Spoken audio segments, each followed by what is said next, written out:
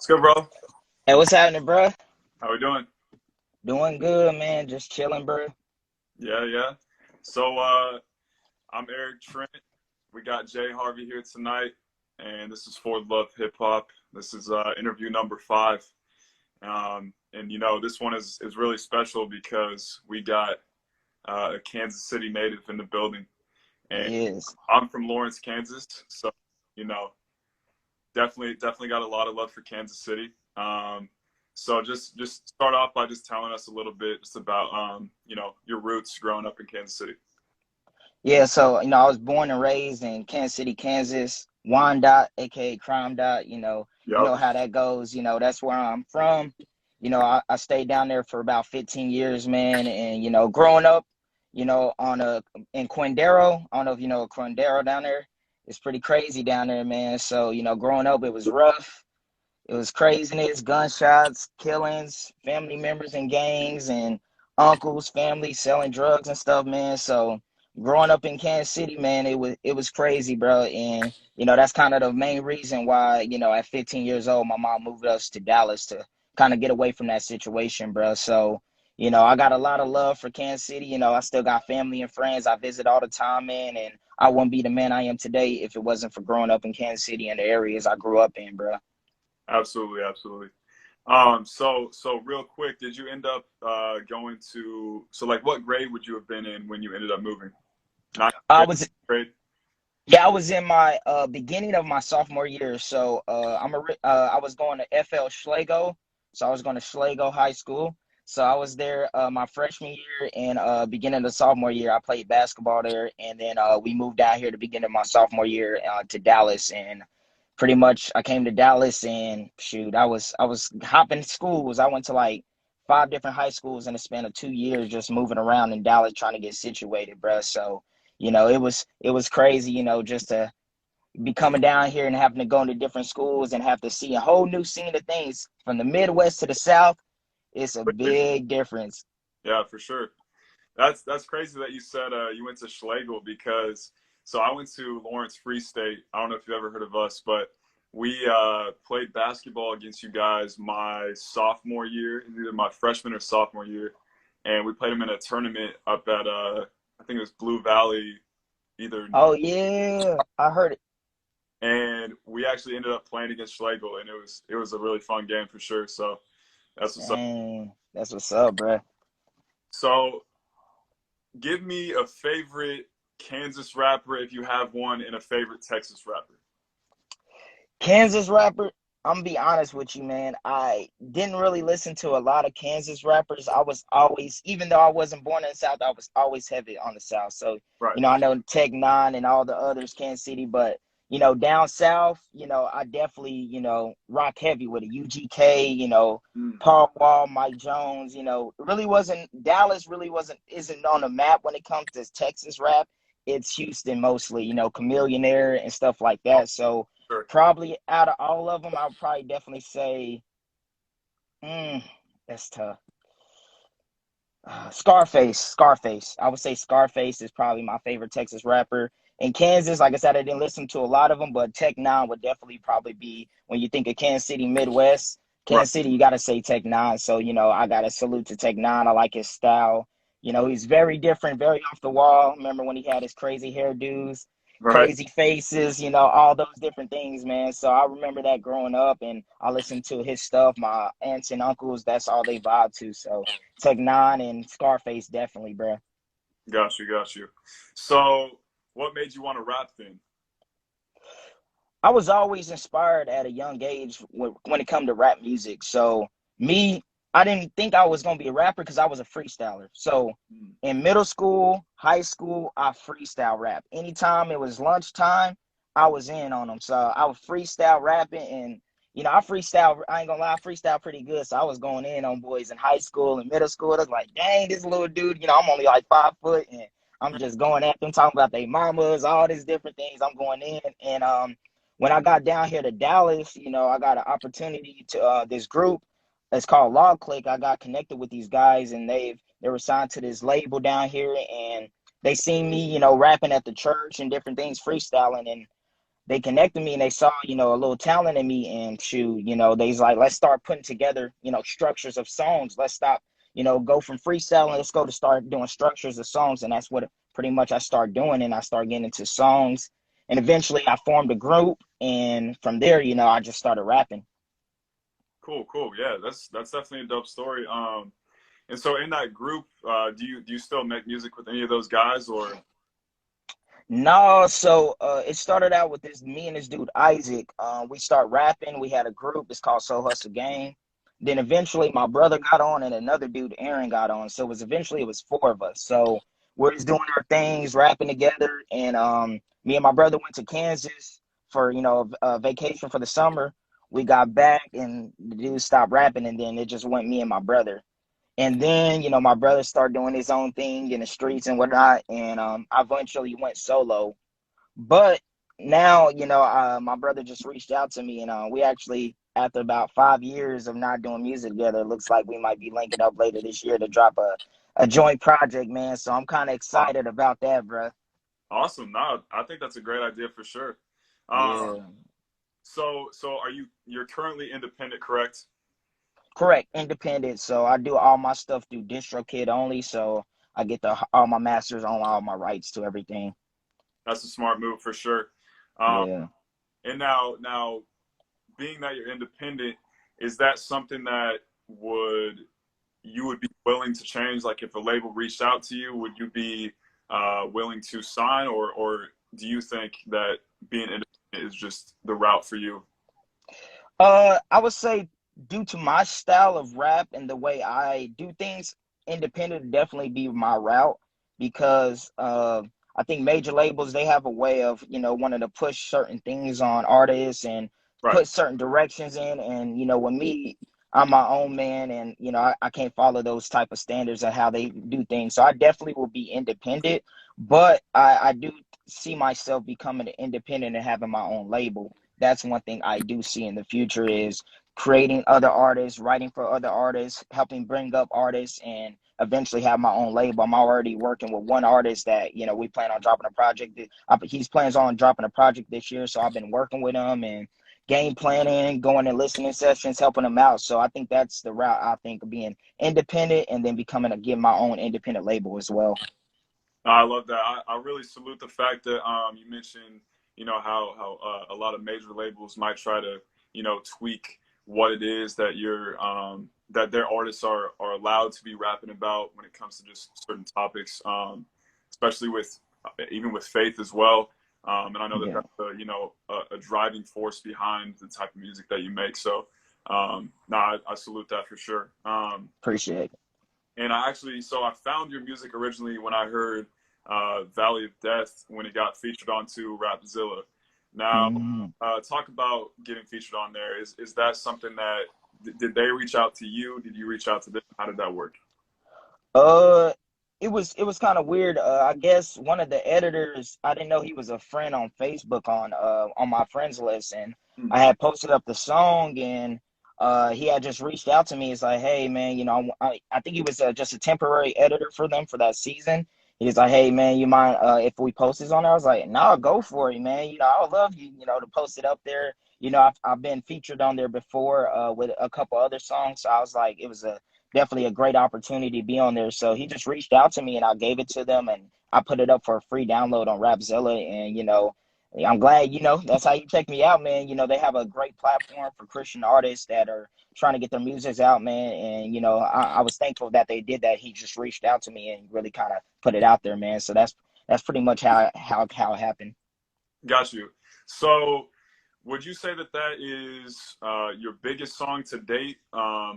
Just talking like individual tracks. Like, would you say that's one of your biggest, uh, or maybe not? I would say individually, definitely, it's that one, and In God I Trust are the two that I have the most plays on. Solo wise, those are definitely the two biggest songs that I have by myself, and I have other songs that I have with my friend Adrian Butler, and one of my friends just got signed to Motown Gospel, Jonathan Traylor, so he was featured on my first album, so he's on Motown Gospel, Capital RMG, I think as well. So that's my biggest songs with them as well. So, it's, hopefully, I have some more bigger songs coming up this year since I got some more stuff happening that I plan on dropping this year as well. For sure. Yeah, I actually caught that song with you said it was Jonathan, is it Jonathan Trailer? Yeah, Jonathan Trailer, yeah. Yeah, no, I caught that song. I was listening back to your first album, at least the first album that you have on streaming services, Faith, and I caught that track, and that was definitely one of the best songs on there. Appreciate that. And another dope thing is I saw Eshawn Burgundy's name and Ray Murray as well featured on the project. And just share with us a little bit on how you linked up with those guys. So I pretty much, I reached out to their links in their bios by email. So I was like, hey, I got this album I'm dropping, and I was like, hey, I'm reaching out to y'all to see if you're down to do a feature. And then they kind of reached out to me, yeah, this is our rates. If the song is right, I'll jump on it. And so I sent them both individual tracks, listening to it. They liked it, they felt it. I had these songs specifically kind of fit for what they talk about. So Yeah, like streets popping, Eshawn Burgundy, he knows about the streets. He come from the streets. So I really wanted to emphasize that on that song. So he came and did that. And then same thing with Dre Murray. And Dre Murray, he's in Oklahoma. So he came down here for my album release concert and for my first album. He came down here. So he was down here with me as well, performing that song. So that that's was definitely a pretty dope experience on my first solo album by myself, man.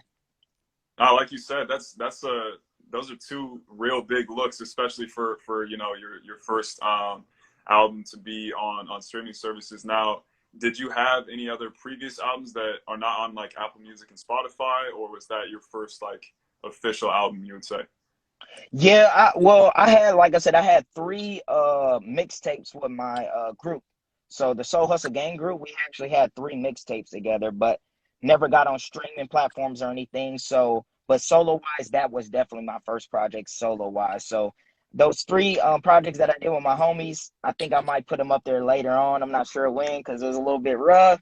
We were still trying to work out the kinks and trying to get it together, man. So I don't know if I'm ready to put that up and hear that feedback on it, bro. Get you a Lost Files one of these days and just drop it out of nowhere for the loyal fans.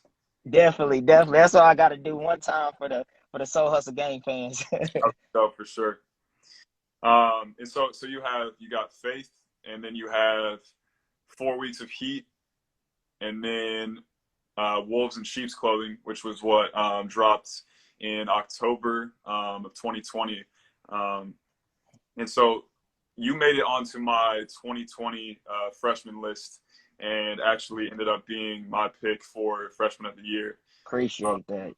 And so Appreciate that, man. yeah, for sure, for sure. I just wanted to just see, how have you grown in the last year musically and just as a person in the last year? With this pandemic, man, it kind of it's separating me from a lot of things.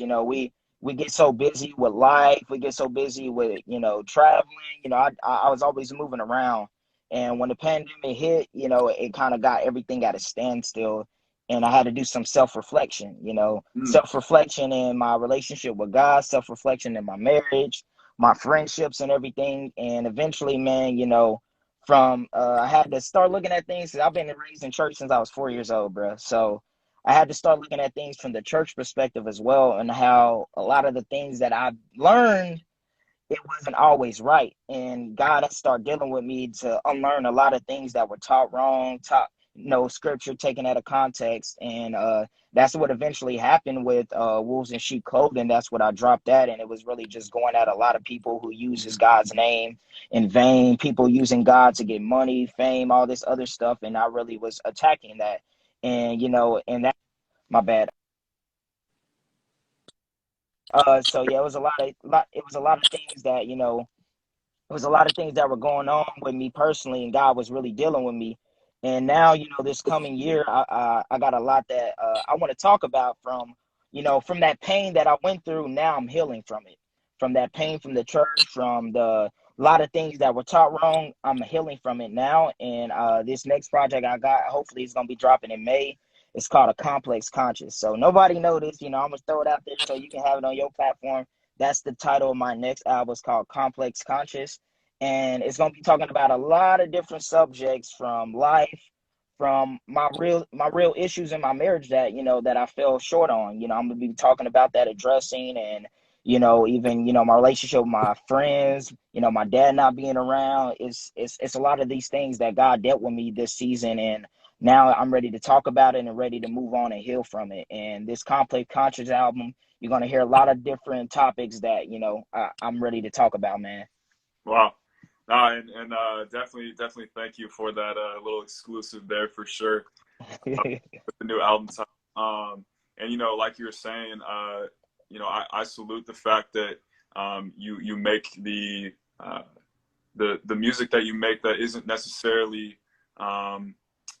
the easiest to make. I'm sure when it comes to breaking down certain topics, like you're saying, unlearning negative things that we may have learned growing up in the church. I grew up in the church as well, so that's definitely something that sadly happens where we have people that take things out of context from the Bible, and they try to push their own personal agenda. Stuff like that can end up being really hurtful, especially for people who may be on the fence on whether or not they want to get closer in a church, or even just being a Christian in general. So I think that's definitely important. And I think you do so in a way in your music to where it doesn't, push away the listener, just like beating people over the head with whatever it is that you're trying to get across. It comes across, at least to me, in just a very, genuine and I mean, ultimately just like it's dope music too. It's not, the quality of the music is always going to be there, I think. Appreciate it. Oh, for sure. So definitely a lot has changed, for me as well. And I mean, I think you just summed it up really well for someone who has decided, instead of just saying, oh man, 2020 was trash, I'm just gonna, just coast and hope things get better. I definitely applaud the fact that you're actually trying to, get after things and do what you can. Yeah. So share a bit about your shoe business, because I follow you on Instagram, of course. I always see you posting the kit, and I love my shoes too. So tell us a little bit about that. Yeah, so man, growing up, bruh, in our culture, man, shoes is everything, man. When you go to school, the first thing they looking at is your shoes, man. So as a young kid, I always been fascinated by shoes, man. So growing up though, I didn't have the opportunity to always get some shoes though, man. So I was always envious of people having shoes and having different things that I didn't have, man. And but eventually, as I got older and graduated high school, I started making some bread, started making a little bit of money. So I started getting understanding and more about the shoes, and how understanding that, hey, people will pay, $10,000, $5,000, a Wow. $1,000 for shoes. And I was just like, oh wow, this is actually a good business to be in. So, I started, reselling shoes here and there in like early 2011. And then by 2013, I was actually going to shoe events. So I was going to shoe events, selling. Me and my homies will display our shoes. And I actually, won a couple awards for having the best collection, Wow. best shoes at events. So, I was making a name for myself when it comes in the shoe game. I built up a lot of connections, and now, me and my friends Alex and Ruben, we're on the verge of opening up a store called Project Dallas in Dallas. So, we finna open that up soon. Where we already got a place we're in. It's called Oak Cliff. We got a place over there right now, but we're trying to get a nice little area, and we plan on opening it up hopefully in the summer or fall this year, and have people coming out, whatever they need, they can come and hit us up, because we're going to have it. So, we got roughly around 500, 600 pair of shoes ready for the grand opening of the new store. And I've been building up a lot of people. A lot of people hit me up for shoes, pre-orders and stuff. And I got a lot of clientele. And one thing that I don't want to is always depend on one income, bro. Like, I've always have different types of income stream, man. I work a full-time job. I'm into stocks and investing. I'm into hopefully getting into real estate later this year, shoes, and my music, man. So, the shoe business is crazy right now, bro. So, if anybody needs some shoes, y'all already know to hit me up. I got what you need. And y'all can follow our page. It's called Project.Dallas as well. And y'all can follow us up for updates or anything that you're looking for in the future. Nah, I love what you said about just having multiple streams of income, especially right now when jobs are scarce and just opportunities are scarce. I actually have a good friend of mine named Bryson, and he sells shoes as well. And Mm. I had a pair of Crazy Twos, the Kobe Crazy Twos, the old school Adidas joints, Yeah, and I remember. to resell those. He put them up on his eBay for me, and made a nice script of money off that. And then I got some special Force Air Force Ones. They're the like the real high top ones with the strap that goes around the middle.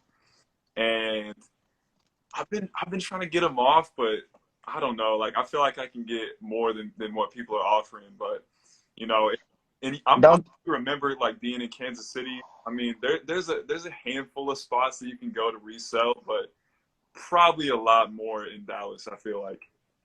Yeah, the Dallas market out here it's crazy because, like I said, we got Foot Lockers everywhere, Foot Action, Champs. We've had multiple resale shops here as well, so we've had multiple of those as well. So compared to Kansas, there's not a lot out there. So I'm always shipping a lot of stuff to my friends and family in Kansas. Like anytime there's a release, and it's like probably like one store that gets it in KCK or two stores. They're like, "Hey Joe, hey, can you get these for me?" And I'm like, "Yeah, I got you," and I just ship it out to them. But yeah, the opportunities, man, I ain't gonna lie to you, bro. And DFW and Dallas, bro, it's crazy, bro. And I'm kind of, I was sad moving down here, but I'm kind of glad at the same time because I don't think I would be doing what I'm doing right now, bro. Because I wouldn't have that opportunity where I'm from in KCK, bro. I probably, Lord knows what I'd probably be caught up in right now, bro. But now Dallas has been showing a lot of love out here, bro. No, I'm glad that that's been working out for you. And so real quick, so how long have you been married? So I've been going on April 2nd to be 5 years, and we've been dating since 2010. So we've been together 11 years, going on 5 years of marriage, bro. So Awesome. it's been high school sweethearts, man. It's been a road, but I wouldn't have it any other way, man. I'm a blessed man. I can't complain. For sure. No, definitely blessed. It's especially, I'm 23. How old are you? 28, 29? 28, yep. And I mean, 5 years, not too far off. Like it's so uncommon to see that these days. You know, like that's just 10 years. Like I guess 11 years. Like that's man. It is crazy. Um.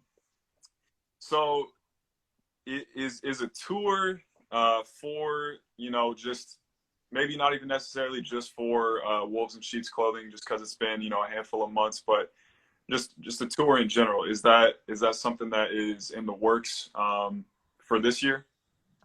I wouldn't say this year. I would say 2022 is kind of what I'm looking for. I already got a couple of my homies that are on board and doing the tour as well, and of us putting our funds together and trying to make it happen. Um, I know still 2021 is still kind of hectic. I just seen the weekend he did his tour for 2022 as well. I'm pretty sure when Drake dropped his album, I think most artists they're kind of looking towards next year, and that's kind of what I'm looking towards as well. In the beginning of next year, hopefully maybe March in the beginning of next year, and hit up South by Southwest and a few other come back home to KC. I know a few spots in Cali, Florida, New York, and then of course Dallas and Houston. We're trying to do about 6, 7 city tour that I know for sure. Friends and family that are going to come out and rock with us, man. So yeah, 2022, March next year. Hopefully that's when me and my homies can come together and set up this tour. But man, I've been itching to tour. I dropped these two projects. I was looking forward to going on tour at the beginning of last year. I was gonna be going to South by Southwest that got all canceled, and I already had some things set up too last year with the friends. We're gonna go on a summer tour, and COVID, man, COVID killed everything, bro. So now I kind of want to plan ahead to kind of get the everything locked in, and then 2022 just go crazy with the homies. Got you. Yeah. No. If you ever come through, one sec. Sorry. If you ever come through and do a show in Kansas City, you already know I'm coming through there. So Hey. for sure. Um.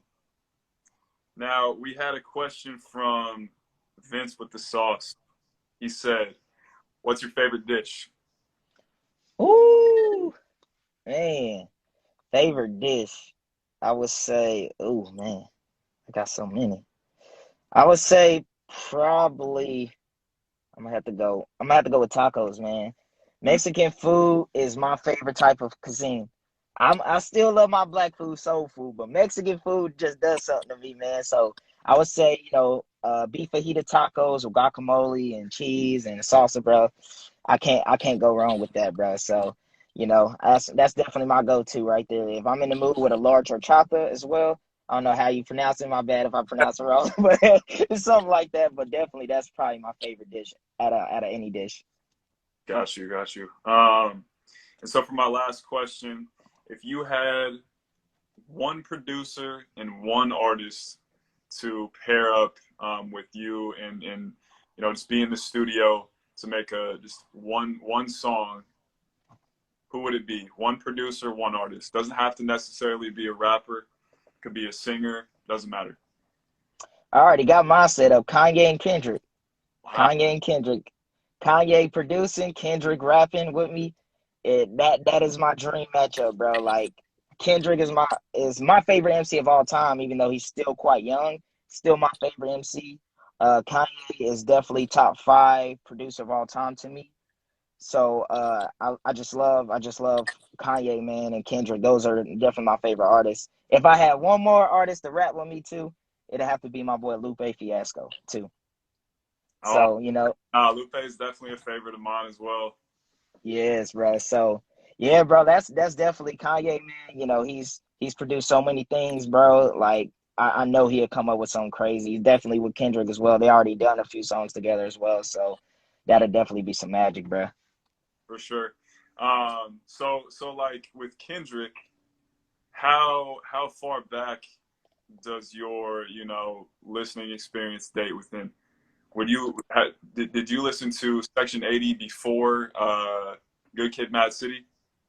Yeah, I listened to Section 80 actually 2011 in July when I was starting my college, my first year of college. So I heard of Kendrick early in 2010. I'm not sure from what. I think I was downloading something from LimeWire. That was something around that time, but I was downloading on like a torrent and I heard him on like a feature song. So looking forward to it. And I heard him in Section 80 in 2011. So I've been rocking with him ever since, and just to see how he blew up from just underground and not having that many sales. I think he only sold like 7,000 copies of Section 80 to Right. see where he is now. It's nuts, bro. Nah, and I mean so I'm a little bit younger, but I barely caught like the end of that torrenting wave where everybody was just going crazy on like LimeWire. I on LimeWire, I know what it is, but I think it was like uTorrent or something like that. And You torrent, yep. I caught I want to say it was Section 80, um, Follow Me Home, J Rock's first album, which Hmm. that is by far his best album. Like I know a lot of people like 90059 and I mean like Nah, yeah, Redemption. Nah, his first album hit a little different. for sure. I mean it was super dope too because that's when I think I would have been in eighth grade, and my brother Alex, he's 2 years older than me, and so um, middle school was really when I just started like being able to go out and cop my own music. Mm, Dat Piff was just the place to be if you wanted to get your music, yep. especially if you were independent. And so that's how I was able to just find a lot of these artists. And with J Rock, he had released that as like a joint deal with Strange Music, and so I think Mm. part of seeing just like Tech Nine's name on there may have drawn me to like check it out. And man, I was definitely not disappointed by that, and that's actually how I ended up finding Kendrick as well. Oh Um, wow. and then hearing Section 80, that was just like, man, that's definitely one of those moments where you hear an artist for the first time and you're just like, Yeah, okay, this they is different stuff they got something. Yeah, you can feel it. You like, oh man, he got something. for sure. Man, that's definitely a dope you know, team to put together there for sure. You three, that'll be super awesome. Shoot, throw Lupe on the remix. For real, bro. I appreciate it too, man. Like I said, your platform and what you're doing, bro. Actually, it's funny about your platform. The group project that I did with my homie Soul Hustle Gang, we actually have a mixtape called For the Love of Hip Hop. Wow, that's crazy. Yeah, I seen you the picture later on. I seen you the album cover, but literally it's called For the Love of Hip Hop Soul Hustle Gang, bro. So I was like, oh wow, this is nuts, bro, that he actually got the name like that, bro. That's so dope. No, that's so dope. And you know, I for sure like not only I mean, of course, I enjoy your music, no question, but I had to get you on here because you were the first artist to follow me back, and I was like, you know, I gotta show love for that. You know, so thank you very much for you know, kicking it with me here for a little bit. And just, you know, I'll definitely be checking for the new album, definitely be pushing it on the platform. And for anyone who isn't familiar with Jay Harvey's music, definitely go check that out right now. Hey, I appreciate that, bro. You stay easy. Be blessed, bro. You too. Appreciate it, man. Yep.